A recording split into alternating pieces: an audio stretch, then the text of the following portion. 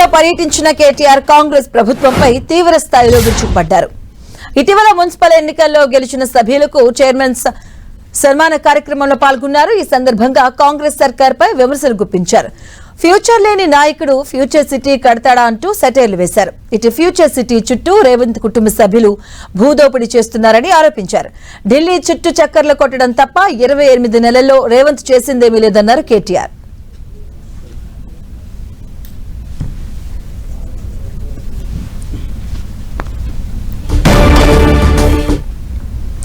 ఇలాంటి అరాచక ప్రభుత్వాన్ని ఎప్పుడూ చూడలేదన్నారు కేటీఆర్. బీఆర్ఎస్ కార్యకర్తలను ఇబ్బంది పెడుతున్న వారిని ఎవరన్నీ వదిలిపెట్టమని హెచ్చరించారు కేటీఆర్.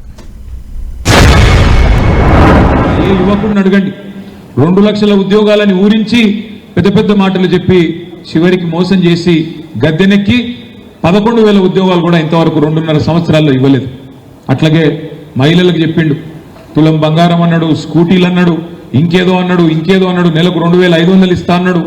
అత్తకు 4,000, కోడలకు 2,500, నోటికి ఎంత వస్తే అంత ఇష్టం వచ్చిన మాటలు ఇచ్చి అటు మహిళల్ని మోసం చేసినారు. ఫార్మా సిటీ కాదు ఫ్యూచర్ సిటీ అని చెప్పి రంగుల కళ, ఈస్ట్మన్ రంగుల కళ లాంటి సినిమా చూపెడతా ఉన్నాడు. మన రేవంత్ రెడ్డి మాట్లాడుతూ ఉన్నాడు ఇక్కడికి వచ్చి, ఇది future city, Bharat future city, దీనిలో న్యూయార్క్ ను తలదన్నే నగరాన్ని నిర్మిస్తా నేను అని చెప్తున్నాడు. ఉన్న సిటీని పట్టించుకునే తెలివి లేదు. ఉన్న సిటీలో దోమలు గుట్టి జనం చచ్చిపోతుంటే దాన్ని అడిగినోడు లేడు. ఫ్యూచర్ సిటీ కడతాడట. ఫ్యూచర్ సిటీ ఎవరు కడతారు? ఫ్యూచరే లేని నాయకుడు, ఆయన ఫ్యూచర్ లేదుగా. మళ్ళా తప్పిదారి ఆ పార్టీ ఇంకో 50 ఏళ్ళు ఇక్కడ మొలకొత్తనేయకుండా చేసిపోతున్నాడు రేవంత్ రెడ్డి. కాంగ్రెస్ పార్టీని బొందబెట్టే ఫ్యూచర్ సిటీ చుట్టూ కూడా మొత్తం జరుగుతున్నది భూదందానే.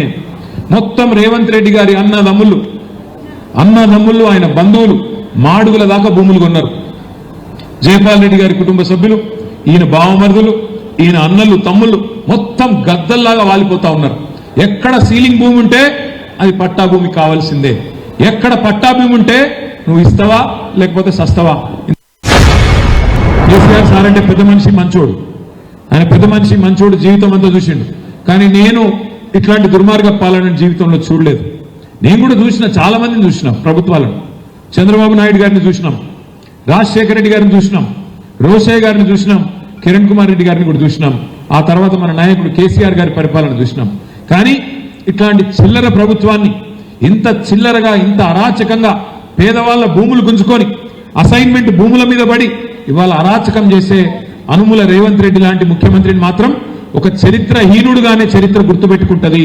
తెలంగాణ సమాజం చీత్కరించే రోజులు తప్పకుండా వస్తాయనే మాట నేను మీకు విజ్ఞప్తి చేస్తా ఉన్నా. కానీ ఒకటి మాత్రం పక్కా, మన కష్టకాలం అయిపోయింది.